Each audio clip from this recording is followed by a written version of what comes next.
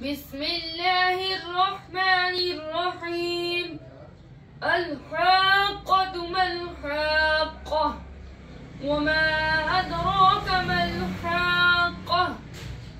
كذبت ثمود وعاد بالقارعة.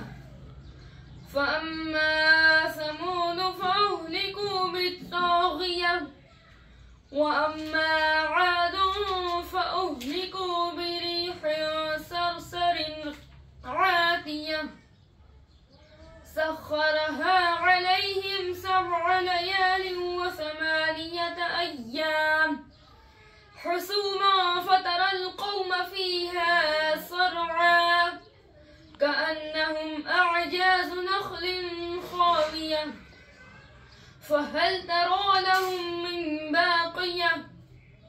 وجاء فرعون ومن قبله والمؤتفكات بالخاطئة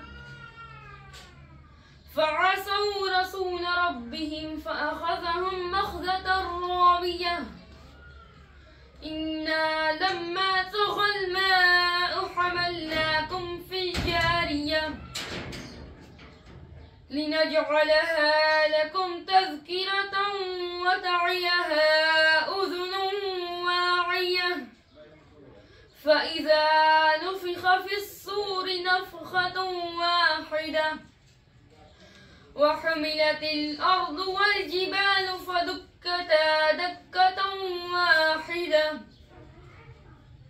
فيومئذ وقعت الواقعة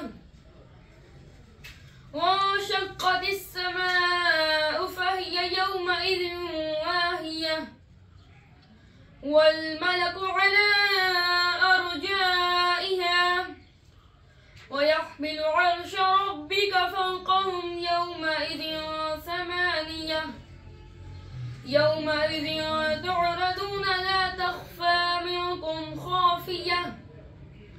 فأما من أوتي كتابه بيمينه فيقول هاؤم اقرءوا كتابيه إني ظننت أني ملاق حسابيه فهو في عيشة راضية في جنة عالية قطوفها دانية كلوا واشربوا هنيئا بما أسلفتم في الأيام الخالية. صدق الله.